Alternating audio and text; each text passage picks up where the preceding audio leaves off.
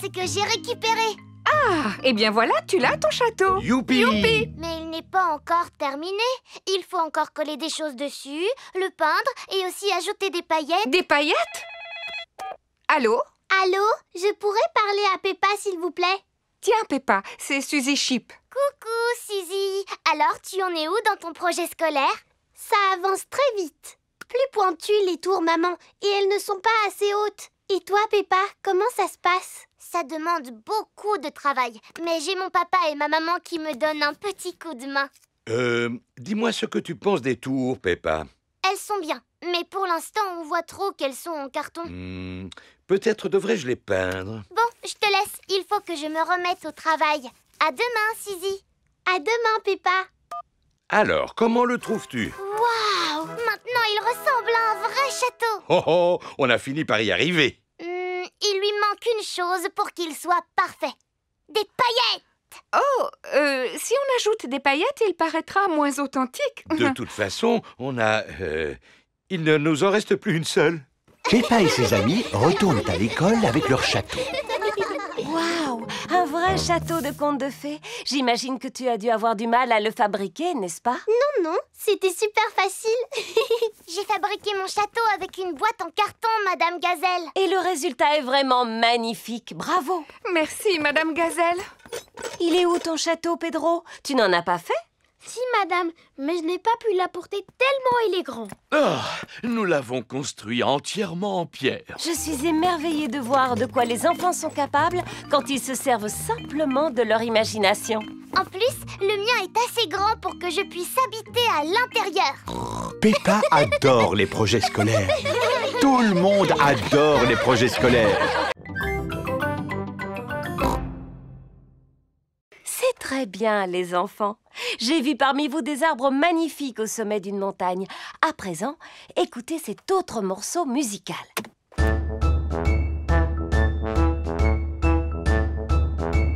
À quoi cette musique vous fait-elle penser? N'oubliez pas de faire travailler votre imagination. Je sais. Oui, Pedro?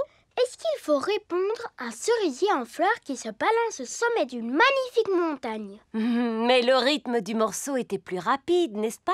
Un cerisier qui se balance plus vite. Dani? Ça m'a fait penser à une fanfare, Madame Gazelle. Très bonne réponse, Dani. Cette musique a un rythme très marqué pour pouvoir marcher en cadence. Les enfants, vous allez chacun prendre un instrument dans le chariot à musique. Imaginez que vous êtes dans cette fanfare qui défile au rythme de la musique. Bravo! Quel beau défilé vous avez fait, les enfants. Est-ce que ça vous a plu? Oui, Madame Gazelle. Le prochain morceau musical est un petit peu différent. Commencez par l'écouter attentivement et ensuite dites-moi à quoi il vous fait penser et ce que vous ressentez.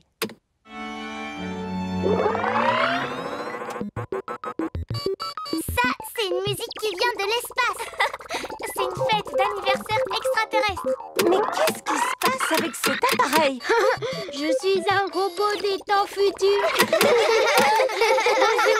Je suis une extraterrestre. Bip, bip, boop, boop. Je suis un robot. Je suis un robot. Zing, zong, zing. C'est la meilleure musique que vous nous avez fait écouter. Non, je crois que c'est l'appareil qui est en panne. Maintenant, dites-moi ce que vous ressentez en écoutant cette musique. Tout ce que je ressens, c'est de l'ennui.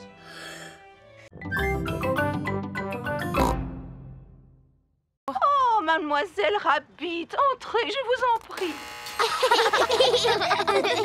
Bonjour, les enfants. Bonjour, Madame Noël.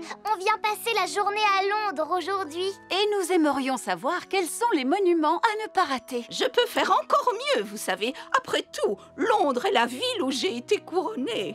C'est pourquoi je vais vous servir de guide touristique. La meilleure façon de visiter Londres, c'est à bord d'un bus à Impérial. Monsieur le chauffeur, pouvez-vous nous prêter votre bus, s'il vous plaît? Vous prêtez mon bus? J'imagine que c'est une plaisanterie. Non, je suis votre reine. Dans ce cas, votre majesté, vous pouvez le prendre. Si la reine vous demande quelque chose, vous devez lui obéir. Montez au niveau supérieur, les enfants. Il y a un escalier dans le bus. Le bus impérial a aussi des sièges au niveau supérieur. Je suis la reine et je serai votre guide touristique pour la journée. Premier arrêt, Big Ben. Cette grande tour avec une horloge est surnommée Big Ben. En réalité, Big Ben, c'est le surnom de la cloche et pas de la tour. Tu en sais des choses pour un petit éléphant. Je suis intelligent pour mon âge. Oh! Ça fait beaucoup de bruit. C'est le son de la grande cloche qui sonne afin de signaler l'heure. Elle a sonné 3 fois, ce qui signifie qu'il est 3 heures. Et si elle avait sonné 6 fois, ça veut dire qu'il aurait été 6 heures? Oui, absolument. Et si elle avait sonné 100 fois, qu'est-ce que ça aurait voulu dire? Que la cloche aurait eu un problème. Poursuivons notre visite. Prochain arrêt, Tower Bridge. Pour continuer la visite, nous devons traverser le pont. Stop! Interdiction de traverser. Regardez, il y a un grand bateau qui arrive.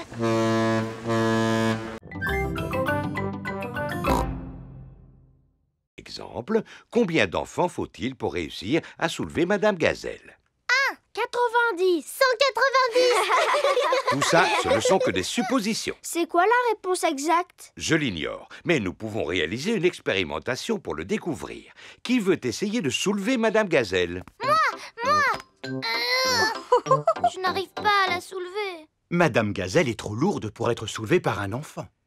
Alors, nous allons essayer avec 2 enfants. Elle est vraiment super lourde. Madame Gazelle est trop lourde pour être soulevée par 2 enfants. Alors, essayons avec 3 enfants. Super. Il faut 3 enfants pour pouvoir soulever Madame Gazelle. Vous voyez que la science, ce n'est pas toujours compliqué. C'était rigolo. Passons à une autre expérimentation. Ouais. Empiler les cubes pour former une tour. C'est très bien, bien que la tour ne semble pas très stable. Oh.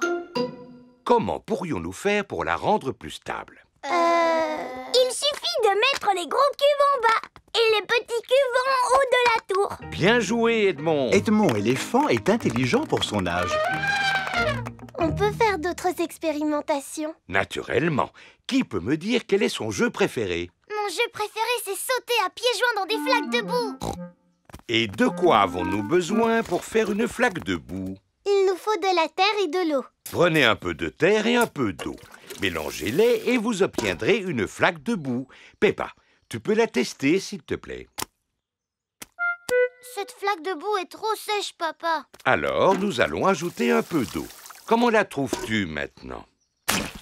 Cette fois, elle est exactement comme il faut. Humide et boueuse. Eh bien, faire une flaque de boue, c'est un peu la même chose que fabriquer du béton.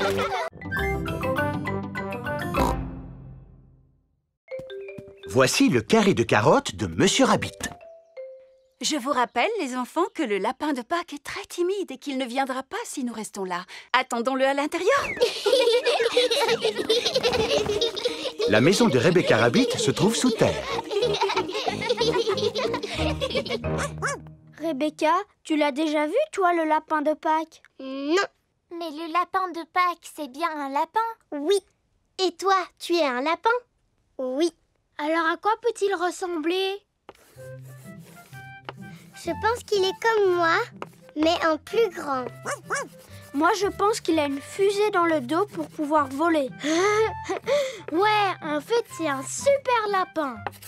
Moi, je pense que le lapin de Pâques a une baguette magique. Moi, je pense que le lapin de Pâques, il doit être super grand pour pouvoir transporter tous les œufs. Non, le lapin de Pâques est invisible. Invisible, ça veut dire qu'on ne peut pas le voir. N'importe quoi.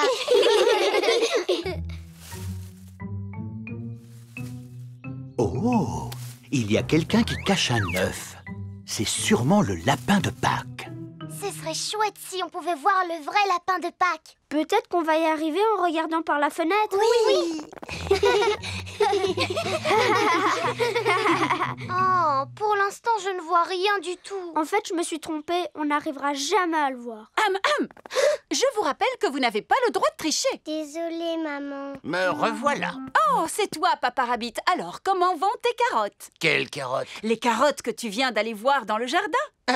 Elles vont très bien. Papa, est-ce que tu as vu le lapin de Pâques? Non, mais je suis sûr qu'il est déjà arrivé à l'heure où nous parlons. Alors, penses-tu que les enfants peuvent partir à la chasse aux œufs? Oh oui, sans aucun doute.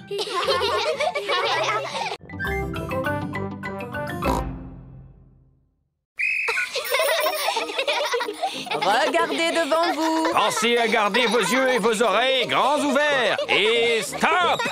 C'est très bien, les enfants. Maintenant, imaginez que vous fassiez du vélo tout seul et que tout à coup, un piéton surgisse devant vous. Que feriez-vous?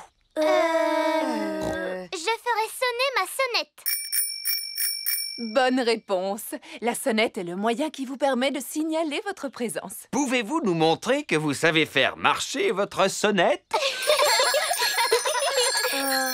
Moi, je n'ai pas de sonnette. J'ai un klaxon. Le klaxon est tout aussi efficace que la sonnette. Peux-tu, s'il te plaît, donner un tout petit coup de klaxon pour que nous puissions... Oh! Oui, le bruit est suffisamment fort pour prévenir les piétons de ta présence. Passons maintenant à la dernière partie de la leçon. Où va l'agent de police, Panda? Oh, l'agent de police Panda est allé garer la voiture en bas de la colline. Agent de police Squirrel, allô? Tu me reçois? À toi. Je te reçois 5 sur 5. À toi. La police possède des téléphones spéciaux pour pouvoir communiquer. Je suis en place. Terminé. Alors, à mon coup de sifflet, je veux que vous descendiez tous la colline à vélo et que vous vous serviez de vos freins pour éviter de percuter l'agent de police Panda. D'accord. Ils viennent de partir. À toi. Je les aperçois. Terminé.